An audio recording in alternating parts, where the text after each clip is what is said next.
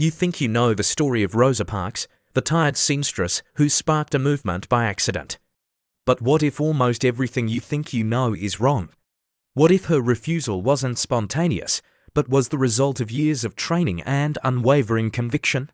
On December 1, 1955, Rosa Parks didn't just refuse to give up her seat. She lit a fuse that had been carefully laid for years, a fuse that would explode into the civil rights movement and change America forever. This isn't a story about being tired, it's a story about being ready. Picture Montgomery, Alabama in 1955, a city where segregation was a way of life. Black citizens lived in a parallel universe with separate everything. Nowhere was this more humiliating than on the city buses. Black passengers paid at the front, got off, and re-entered through the back. Sometimes, the bus would drive away before they could get back on, stealing their fare. The first 10 rows were for white passengers only. If those filled up, black passengers in the middle had to give up their seats. Rosa Parks was 42, a soft-spoken, dignified seamstress. But here's what the simplified story leaves out. She was a trained activist. For 12 years, she was the secretary of the Montgomery NAACP, investigating racial violence and registering voters. Just months before her arrest, she attended the Highlander Folk School, a training center for civil rights activists, learning about nonviolent resistance and direct action. She was a strategist, and on that day, she was ready. It was a Thursday evening. She boarded the bus and sat in the first row of the colored section. The bus filled up, a white man boarded and had nowhere to sit. The driver, James Blake, ordered the entire row of black passengers to stand. 3 did, Rosa Parks did not. Blake asked again, "Are you going to stand up?" Her answer was quiet, simple, and powerful. No, he threatened to have her arrested. She replied, "You may do that, police arrived." They asked her why she didn't stand. She asked them, "Why do you push us around?" The officer replied, "I don't know, but the law is the law and you're under arrest." Rosa Parks was jailed. But her arrest activated a network of activists who had been waiting for this exact moment. Within hours, the Women's Political Council, led by Joanne Robinson, sprang into action. They had been planning a bus boycott for years, waiting for the right person to rally behind. Rosa Parks was perfect, respectable, employed, and an NAACP member with an impeccable reputation. That night, they mimeographed 35,000 flyers calling for a boycott. On Monday morning, the buses rolled through Montgomery's black neighborhoods nearly empty. The boycott's success was stunning. It was supposed to last one day, but the community decided to continue. That evening, they formed the Montgomery Improvement Association and chose a new leader, a 26-year-old minister named Martin Luther King Jr. That night, King gave his first speech as a civil rights leader. "There comes a time," he said, "when people get tired of being trampled over by the iron feet of oppression." The church erupted. The boycott wasn't easy. Montgomery's black community depended on those buses, but they persisted for 381 days.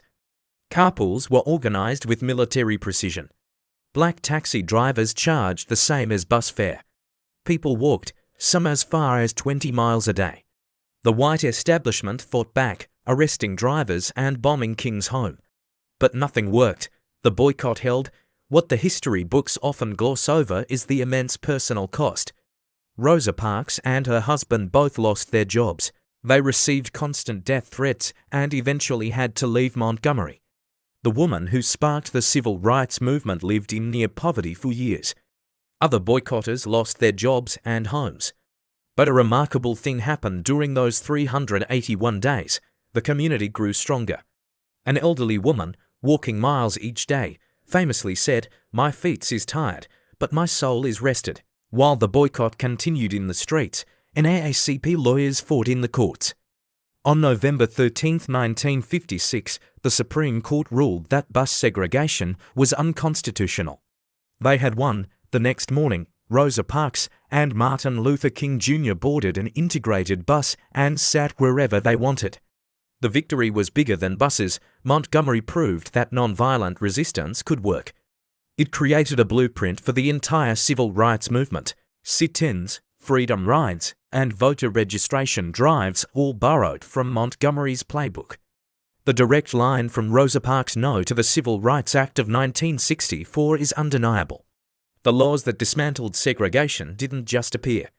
They were fought for, bled for, and the fight began on that bus. So here's what Rosa Parks teaches us: individual action matters, but it must be prepared. Her courage wasn't reckless, it was strategic. She knew the risks because she had discussed this very scenario with other activists.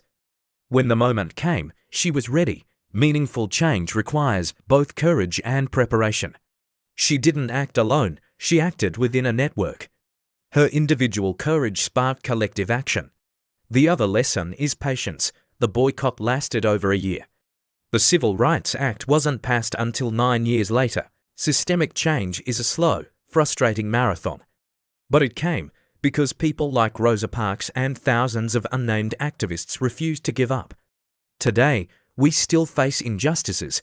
The question Rosa Parks' story asks us is, what are you willing to stand for? What seat will you refuse to give up? Maybe it's speaking up against discrimination, organizing in your community, or using your vote. Rosa Parks showed us that you don't need to be powerful to be powerful. You just need to be prepared, courageous, and committed. Her quiet no wasn't quiet at all. It was a shout that echoed through history. On December 1, 1955, Rosa Parks chose dignity over safety, principle over convenience. You face choices too, maybe not as dramatic, but choices nonetheless. Will you act or observe? Will you challenge injustice or accommodate it? These moments matter. Small acts of courage can ripple outward. She also teaches us we don't do it alone. Rosa had her community, find yours. The question isn't whether you'll face a moment that tests you. You will. The question is whether you'll be ready. Rosa Parks was ready. She had prepared, she had trained, and she had surrounded herself with people committed to justice. When her moment came, she didn't hesitate. Neither should you. If Rosa Parks' courage inspires you, share this story. And if you want to explore more lessons from history's quiet heroes, there's more waiting right here. Thanks for watching.